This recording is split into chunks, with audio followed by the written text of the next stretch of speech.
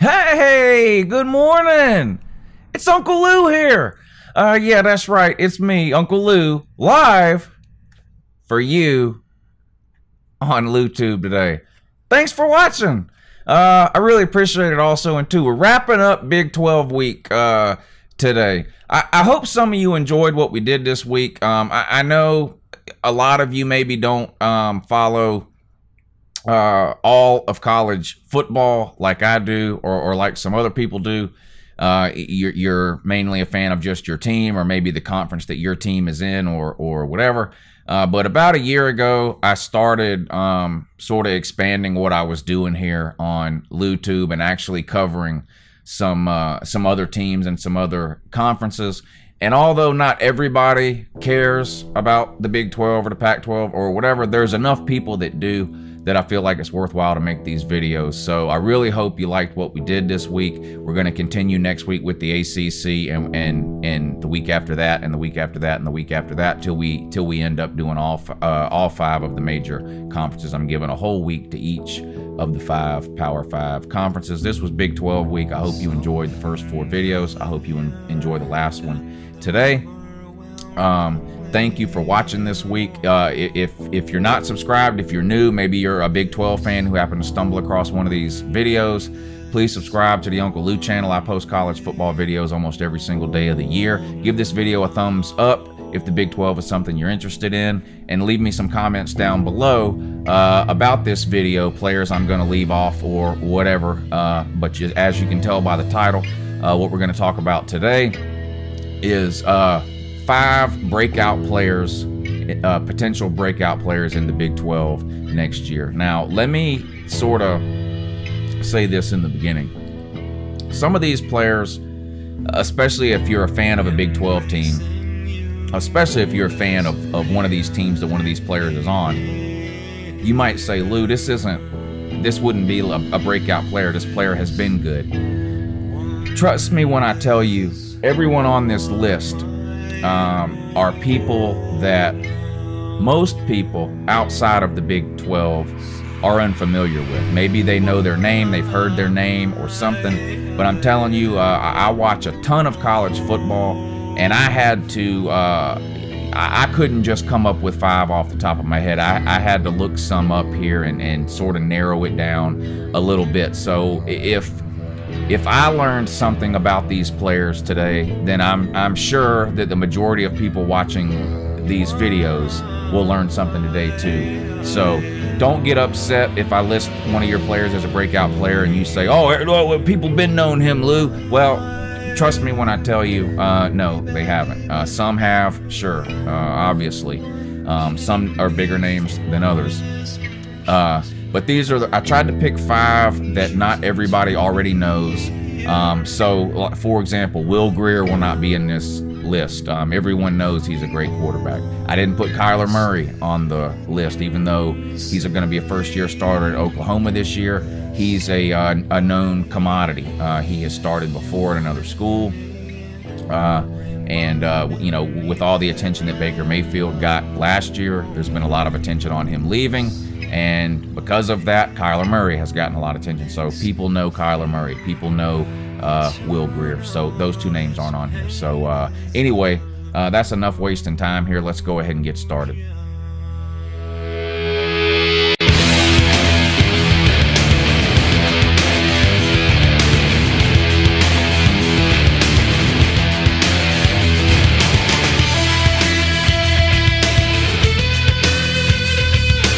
All right, here we go. Now, these are in no particular order, so it's not that I think number 1 is better than number 5 or number 5 is better than number 1. These are in no particular order. These just happen to be the order that we're going to go in today. So we're going to start with, and here's the number 1 of 5, Oklahoma running back Rodney Anderson. Now, he had what I would consider a breakout game in the Rose Bowl against Georgia. Now, Oklahoma fans knew this guy all season long, especially the second half of the season when he really came on. The argument could be made that he was the best running back in college football the second half of the season in 2017. He ran for over 200 yards against Georgia in the Rose Bowl, and it's not like he ran the ball 100 times. He averaged over 7 yards a carry. And say what you want, troll if you want, type if you want. Georgia has a really, really good run defense, or had a really, really good run defense last year. So that's nothing to laugh at. 200 yards, 7 yards a carry against Georgia. He went for over 1,100 yards on the season. I think he had 17 touchdowns. Is that right? 13 touchdowns. But like I said, he didn't even start the first half of the year.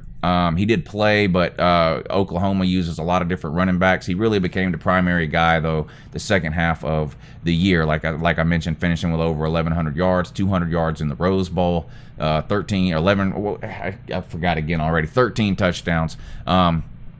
And with Baker Mayfield leaving, Oklahoma could potentially run the ball even more next year. Kyler Murray does have some experience, like I mentioned, the quarterback that's going to be taking over for Baker Mayfield. He does have some experience, but he didn't play much last year. He'll be coming in this year as a new starter at Oklahoma, and Oklahoma's got a stable of stud running backs. They've got Trey Sermon, a kid they picked up out of Georgia. He looked good last year too. He had some big plays in the Rose Bowl as well. So Oklahoma's going to be stacked at the running back position. It wouldn't surprise me at all to see Rodney Anderson be the offensive sort of go-to guy for Oklahoma next year. Even if Kyler Murray has a good year, he's not going to have a Baker Mayfield type year. Rodney Anderson will be the guy at Oklahoma next year, I think, that gets the majority of the attention in terms of offensive players. So he's the first one on the list. Uncle Lou's breakout players in the Big 12 2018. Rodney Anderson. All right, number 2 on the list here, and you're going to start to see a trend here when I start naming these players, but Oklahoma State running back Justice Hill. This guy had almost 1,500 yards last year. He's a little undersized, I think he's about 5'10", 185, something like that, but this guy's an absolute beast. Like I said, almost 1,500 yards last year, a ton of touchdowns. How many touchdowns did this joker have? 15 touchdowns. So the guy, productive, can get the job done. Excellent catching the ball out of the backfield. I think he had 30 catches last year. So not just a guy that you have to hand the ball off to. This guy can help you in your passing game as well. He is undersized, but he's quick, fast, shifty. Very productive for Oklahoma State. Another team that's losing an all-world quarterback in Mason Rudolph. So it wouldn't surprise me at all to see Oklahoma State next year turn to the run game a little bit more, and Justice Hill could have an even better year than he had in 2017. 1,500 yards is amazing. I don't care, you say what you want about the Big 12 defenses, and Lord knows, I've said plenty. 1,500 yards is great. If you get 1,500 yards in a season, no matter who you play, that's a lot of yards. And I don't see any way or any reason why Justice Hill would drop off this year. The defenses in the Big 12 aren't going to get dramatically better from last year to this year. And because they lose Mason Rudolph, it wouldn't surprise me at all to see Justice Hill become an even bigger part of the Oklahoma State offense. So coming in, not number 2, but the second one that we're naming on Uncle Lou's list, 2018 breakout players in the Big 12, Oklahoma State running back Justice Hill. All right, third on the list, we'll switch it up a little bit and go to West Virginia. But this guy here, what's this guy's name? David Sills. Is it really David Sills the 5th? His name is David Sills with a V at the end. Is it really David Sills the 5th? Any West Virginia fans, let me know. Or is his name actually David Sills V? I don't know. But all this guy did last year was catch 60 passes for 980 yards, 18 touchdowns, 16.5 yards per reception. I mean, this guy lit it up. He can take the top off of a defense. He fast, can run the routes, can make all the catches. And let's be real, with Baker Mayfield and Mason Rudolph gone to the NFL, Will Grier is by far the best quarterback this year in the Big 12. The argument could be made he could be the best quarterback in college football this year, at least in terms of numbers. That argument can definitely be made. If you had to pick a quarterback that was going to throw for the most amount of yards this year, it would make sense to me to have Will Grier on that list. If you want to list 5 or 10 quarterbacks or whatever that you think have an opportunity to throw for the most yards this year, Will Grier is going to be on that list. West Virginia scores a ton of points like most teams in the Big 12 do. He's got experience returning again this year. And David Sills V, or the fifth, I don't know, is not the only weapon Will Grier has. West Virginia has a couple of wide receivers I would consider elite. So it's not like a team can just focus all its attention on this guy and try to shut him down. They've got other weapons around him, around Will Grier too. So I expect David Sills to have a huge year for West Virginia this season.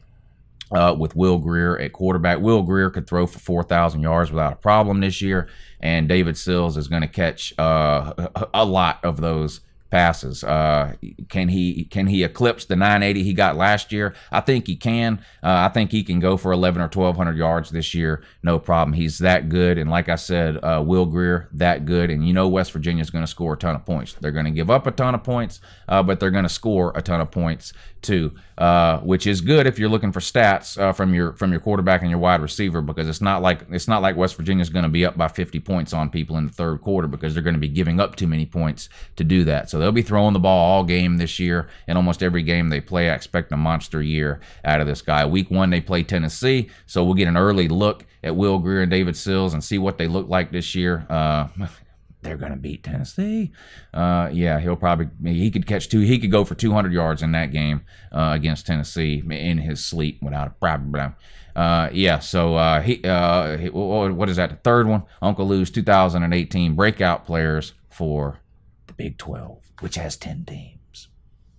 All right, back to the running backs now. I can't help myself. Iowa State running back David Montgomery, 5'11", 220, ran for 1,100 yards last year. Now, here's my question about David Montgomery. Did he sneak up on people last year because he plays for Iowa State? You say what you want. A lot of people underestimated Iowa State last year, especially people with the initials Oklahoma and Texas Christian University. You know, Iowa State beat a couple of teams they had no business beating last year. Was that a fluke or was it a trend? I don't know. We'll see. Matt Campbell, a hot name in coaching circles this offseason, chose to stay at Iowa State. We'll see how long that lasts. But this guy, David Montgomery, one of the best running backs in the Big 12 without question. Perfect size. Well, maybe not perfect, but good enough size for a running back. You know, bigger than Justice Hill, not quite as big as Rodney Anderson. But big enough to get the job done fast, quick, can catch out of the backfield. A do-it-all type of running back. Had a great season last year for Iowa State. No reason why he can't have a great year again this year. Again, I keep going back to these Big 12 defenses, but you're going to see a lot of running backs, quarterbacks, and wide receivers putting up big numbers in the Big 12 every single year.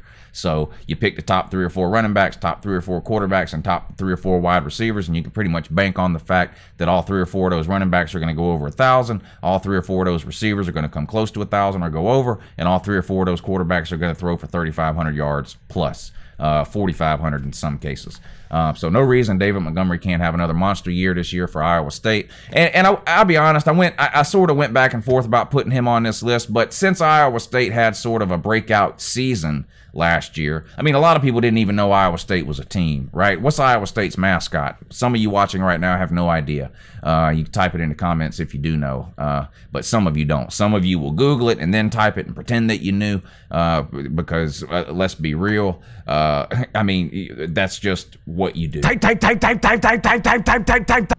So yeah, coming in fourth on the list, Iowa State running back David Montgomery.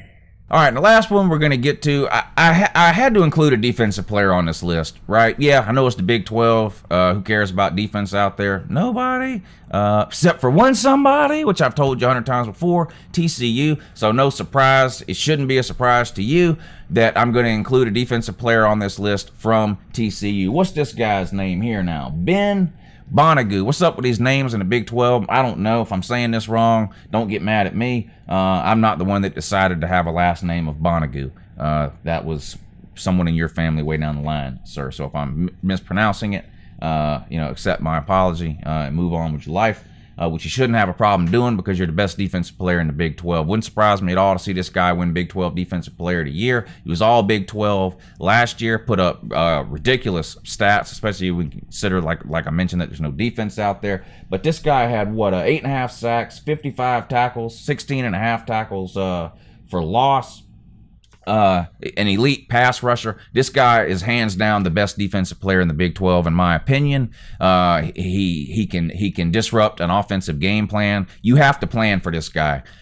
You know, these Oklahoma State, West Virginia type teams that love to throw the ball 40, 50 times a game, the quarterback has to know every time they walk up to the line of scrimmage or the shotgun or whatever it is they're doing, they have to know where this guy is. You have to account for this guy. You've got to double team him or at least chip him with a back on almost every single pass play, or he can ruin an offense's day without a problem. He's that good. Like I said, he would be my pick to win the Big 12's Defensive Player of the Year this year.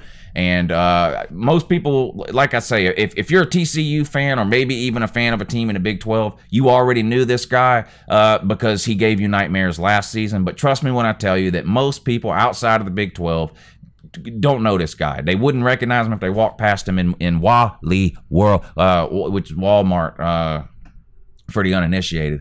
So when I tell you a breakout player in 2018, what I mean is I think by the end of this year, every college football fan in America is going to know who this guy is, not just TCU fans or Big 12 fans in general. I think this guy will be a household name in college football. He's that good.